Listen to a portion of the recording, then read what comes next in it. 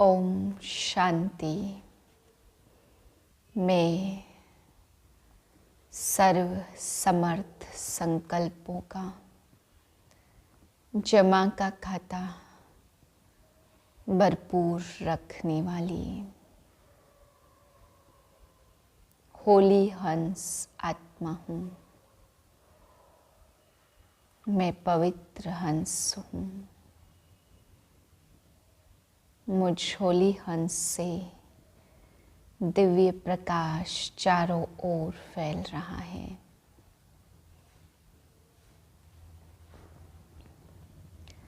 अट्ठारह 12/2023 के महावाक्य हैं।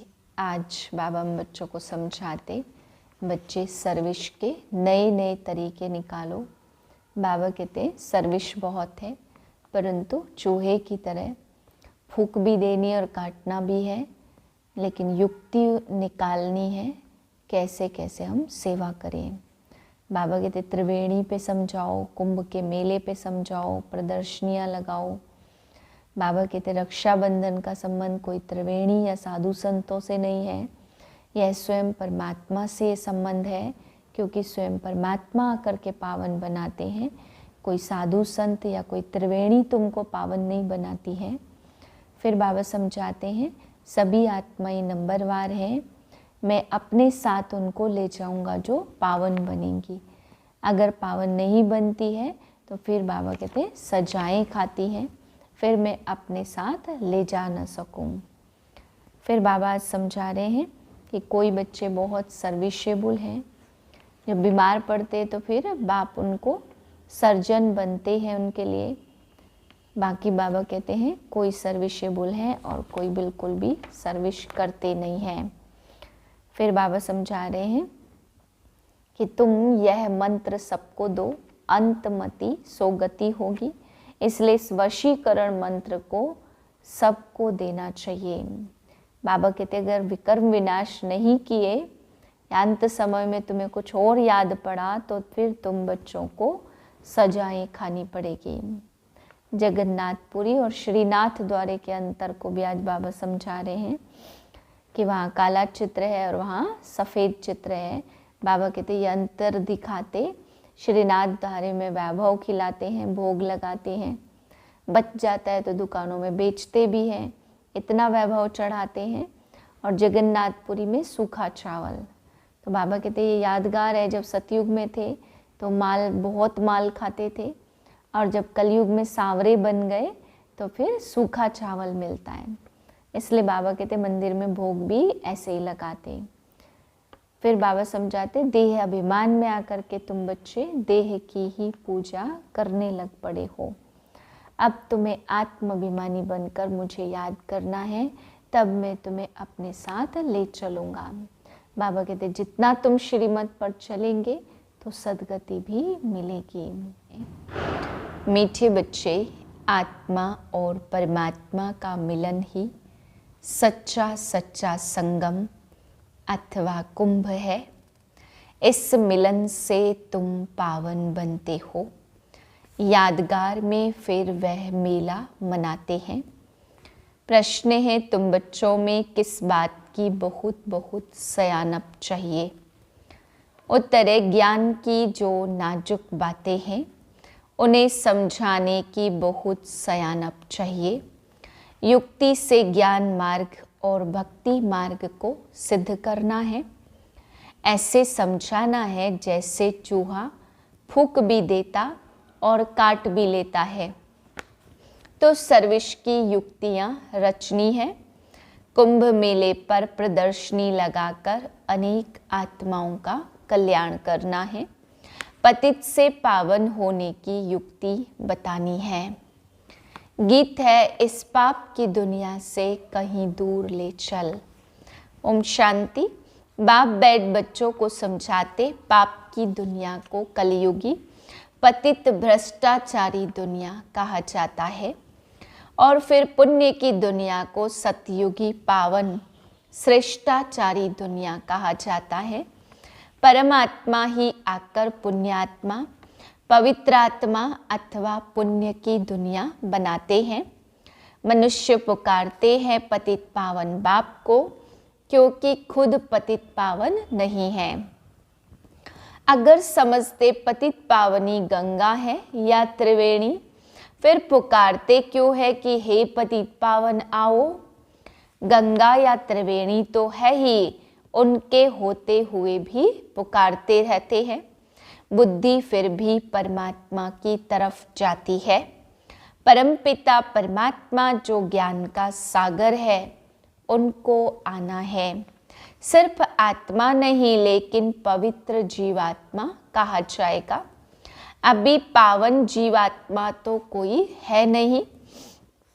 पतित पावन बाप आते ही तब है जब सतयुगी पावन दुनिया की स्थापना करनी है और कलयुगी दुनिया का विनाश करना है। जरूर संगम युग पर ही आएंगे। संगम को कुंभ भी कहते, त्रिवेणी का संगम है, उनका नाम रख दिया है कुंभ। तो क्या कुंभ के मेले में पतित से पावन होंगे?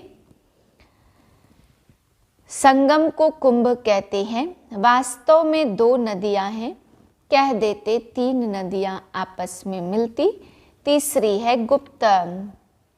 तीसरी नदी को गुप्त कह देते हैं। पतित को पावन जरूर बनना ही है, ज्ञान सागर ही वह है।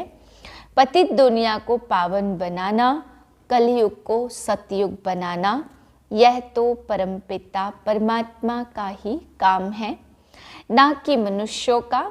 यह तो सब ब्लाइंड फेथ है।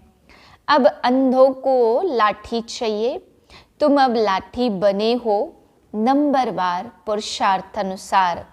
लाठियाँ भी किस्म किस्म की होती हैं। कोई लाठी 100 रुपये की और कोई लाठी 2 रुपये की भी मिलती है। यहाँ भी सब नंबरवार हैं। कोई तो बहुत सर्विसेबल है। जब बीमार होते हैं तब सर्जन को बुलाना पड़ता है।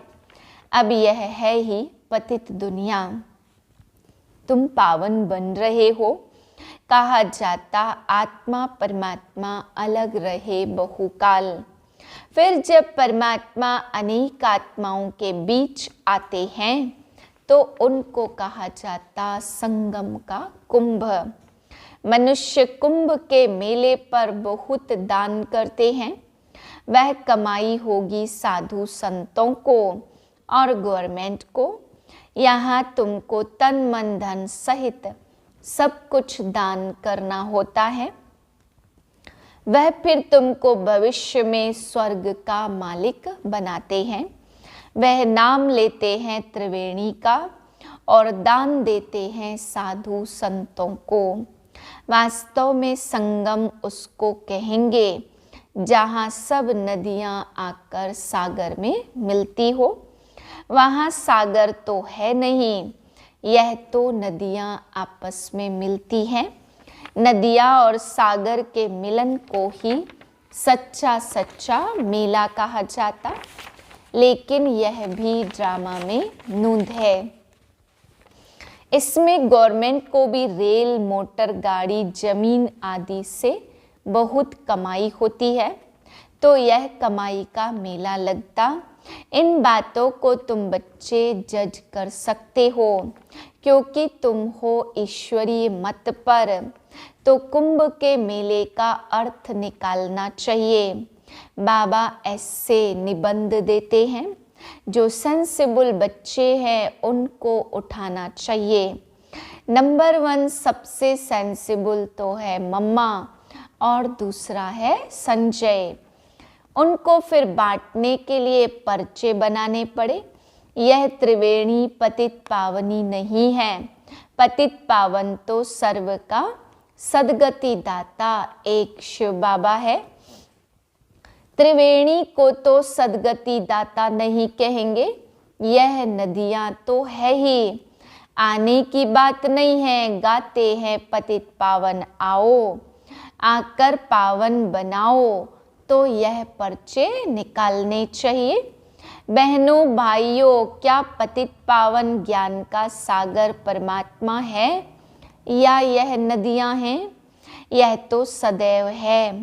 वास्तव में पतित पावन तो एक परमात्मा है। आत्माएं और परमात्मा अलग रहे बहुकाल। वही सतगुरु आकर सबको सदगति दे वापस ले जाते हैं। ज्ञान स्थान तो वास्तव में परमपिता परमात्मा से करना चाहिए। पावन दुनिया की स्थापना परमपिता परमात्मा कराते हैं। तुम उसे जानते नहीं हो। भारत जब श्रेष्ठाचारी था तब उसमें आत्म अभिमानी देवताएं रहते थे। उसे शिवालय कहा जाता है। अब कुंभ पर जाकर बच्चों को प्रदर्शनी लगानी चाहिए समझाने के लिए। समझाना है पतित पावन एक बाप है। वह कहते हैं मैं आता ही तब हूँ जब पतित से पावन बनाना होता है तो प्रतिज्ञा करनी पड़े। रक्षा बंधन भगवान से तैल्लिक संबंध रखता है, ना कि साधु संतों से। प्रतिज्ञा परमात्मा से की जाती, ना कि त्रिवेणी से। हे बाबा, हम आपकी मत पर पावन बनने की प्रतिज्ञा करते हैं। बाप भी कहते मैं तुमको पावन दुनिया का मालिक बनाऊंगा। यह है बाबा के इशारे।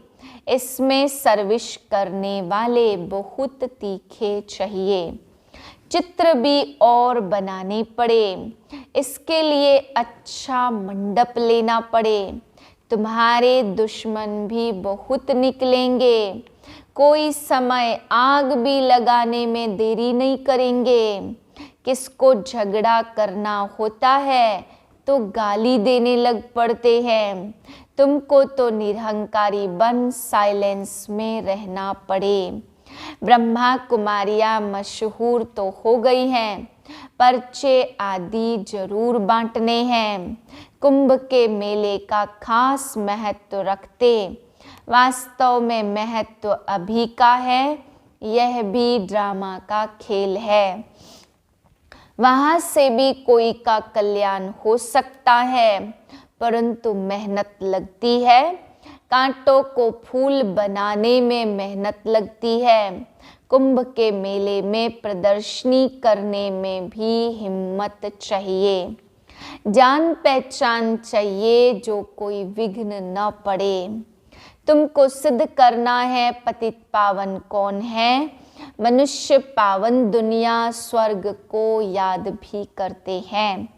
कोई मरता है तो कहेंगे फलाना स्वर्गवासी हुआ। वहाँ तो बहुत माल ठाल होते हैं। वहाँ से फिर यहाँ बुलाकर खिलाते क्यों हो। तुम श्रीनाथ के मंदिर में देखेंगे कितने माल बनते हैं। अब श्रीनाथपुरी और जगन्नाथपुरी वास्तव में है एक ही बात, परंतु वहाँ श्रीनाथ द्वारे में देखेंगे तो बहुत वैभव बनते हैं और जगन्नाथपुरी में सिर्फ फीके चावल का भोग लगता है। घी आदि कुछ भी नहीं पड़ता। यह फर्क बताते हैं। गोरा है तो ऐसे माल और सावरा है तो सूखा चावल। राज बड़ा अच्छा है। बाप बैठ समझाते हैं। श्रीनाथ द्वारे में इतना भोग लगाते, फिर पुजारी लोग दुकान में बेचते भी हैं। उन्हों की कमाई का आधार भी उस पर है। मिलता मुफ्त में है फिर कमाते हैं। तो देखो कितनी अंधश्रद्धा की बातें हैं। यह है भक्ति मार्ग। ज्ञान मार्ग सदगति मार्ग है। गंगा स्नान से थोड़ी सदगति होती है। बाबा युक्ति से समझाते हैं। जैसे चूहा फूंक देकर काटता है, बड़ी ही सयानप चाहिए समझने और फिर समझाने की। कितनी नाजुक बातें हैं। मनुष्य कहते हैं परमपिता परमात्मा, तुम्हारी गतमत तुम ही जानो। इसका अर्थ तो समझते नहीं। तुम्हारी श्रीमत से जो सद्गति मिलती वह तुम ही कर सकते हो और कोई कर न सके। सर्व का सद्गति दाता एक है, सर्व अक्षर जरूर डालने हैं। समझाया बहुत जाता है परंतु समझने वाले तो बहुत थोड़े निकलते हैं। प्रजा तो बहुत बनती रहती है। मनुष्य खुदा के नाम पर बहुत दान पुण्य करते तो एक जन्म के लिए फल मिल जाता है, यहाँ तो 21 जन्म के लिए मिलता। ईश्वर अर्थ दान करने से ताकत मिलती है। यह ईश्वर को जानते ही नहीं तो ताकत ही नहीं रही है। हिंदुओं के गुरु गोसाई तो ढेर हैं, क्रिश्चियन का देखेंगे तो एक है, एक का कितना रिगार्ड है। रिलीजन इज माइट कहा जाता। अभी तुमने रिलीजन को समझा है तो कितनी ताकत मिलती है। बाबा कहते बच्चे सबको यही वशीकरण मंत्र दो। बच्चों को बाप कहते तुम जहाँ से आए हो उससे याद करो तो अंतमति सोगति हो जाएगी। बाप को याद करने से ही पावन बन सकते हो। पाप दग्ध होंगे। बाप और वर्षे को याद करना है जिससे सारा चक्र बुद्धि में आ जाता है। ग्रस्त व्यवहार में रहते देह के सर्व संबंधों से बुद्धि निकाल बाप के साथ जोड़ने का पुरुषार्थ करना है, जो फिर अंत समय भी वही याद पड़े और कोई की याद पड़ी तो सजा खानी पड़ेगी और पद भी कम हो जाएगा। तो वास्तव में कुंभ कल्प के संगम को कहा जाता जब आत्माएं और परमात्मा मिलते हैं। परमात्मा ही आकर राजयोग सिखाते हैं। वह है पुनर्जन्म रहित। श्रीमत पर नहीं चलते तो बेड़ा पार कैसे हो। बेड़ा पार होना माना राजाई पद पाना। श्रीमत से ही राजाई मिलती है। श्रीमत पर नहीं चलते तो आखिरिन खत्म हो जाते हैं। सजनियां साथ में वह चलेंगी जिसका दीपक जगा हुआ होगा। जिनके दीवे बुझे होंगे वह साथ में थोड़े चलेंगे।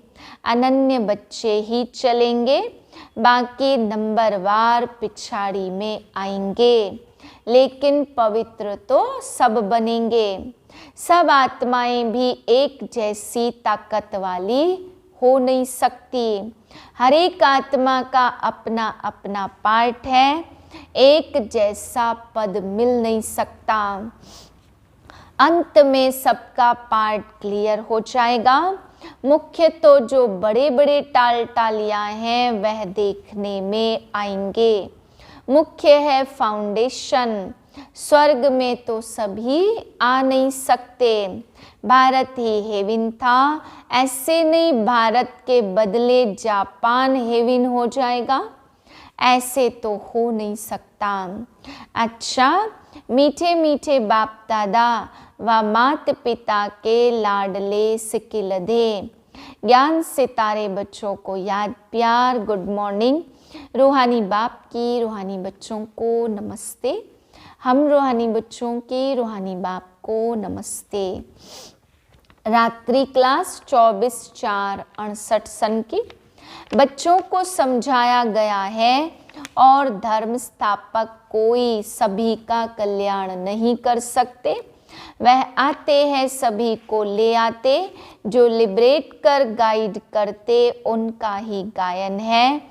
वह भारत में ही आते हैं तो भारत सभी से ऊंच देश ठहरा। भारत की बहुत महिमा करनी है। बाप ही आकर सर्व की सद्गति करते हैं, तब ही शांति होती है। विश्व में शांति थी सृष्टि के आदि में, तो स्वर्ग में एक धर्म था, अभी अनेक धर्म हैं। बाप ही आकर शांति स्थापन करते हैं, कल्प पहले मिसल करते हैं। तुम बच्चों को ज्ञान मिला है तो विचार सागर मंथन चलता रहता है, और तो कोई का चलता ही नहीं है। यह भी तुम समझते हो, देह अभिमान के कारण देह को ही पूजते हैं। आत्मा पुनर्जन्म तो जरूर यहाँ ही लेगी ना। अभी तुम समझते हो, पावन तो एक ही है। बाप ही गुप्त ज्ञान देते हैं, जिससे सभी की सद्गति हो जाती है। बाकी हनुमान व गणेश आदि जैसे कोई होते ही नहीं है। इन सभी को कहा जाता है पुजारी। अच्छा, रूहानी बच्चों प्रति रूहानी बाप व दादा का याद प्यार गुड नाइट। रूहानी बच्चों को रूहानी बाप की नमस्ते। हम रूहानी बच्चों की रूहानी बाप को नमस्ते। धारणा के लिए पहली पॉइंट, सजाओं से बचने के लिए देह के सर्व संबंधों से बुद्धि योग निकाल एक बाप से बुद्धि योग जोड़ना है। अंत समय में बाप के सिवाय और कोई याद न आए। दूसरी पॉइंट है, निरहंकारी बन साइलेंस में रह कांटों को फूल बनाने की मेहनत करनी है। श्रीमत पर अंधों की लाठी बनना है, पावन बनकर पावन बनाना है। वरदान है, समर्थ संकल्पों द्वारा जमा का खाता बढ़ाने वाले होली हंस भव। जैसे हंस कंकड़ और रत्न को अलग करते हैं, ऐसे आप होली हंस अर्थात समर्थ और व्यर्थ को परखने वाले। जैसे हंस कभी कंकड़ को चुग नहीं सकते, अलग करके रख देते, छोड़ देते, ग्रहण नहीं करते, ऐसे आप होली हंस व्यर्थ को छोड़ समर्थ संकल्प को धारण करते हो। व्यर्थ तो बहुत समय सुना, बोला, किया, लेकिन उसके परिणाम में सब कुछ गवाया। अब गवाने वाले नहीं, जमा का खाता बढ़ाने वाले हो। स्लोगन है, स्वयं को ईश्वरी मर्यादाओं के कंगन में बांध लो तो सर्व बंधन समाप्त हो जाएंगे। ओम शांति।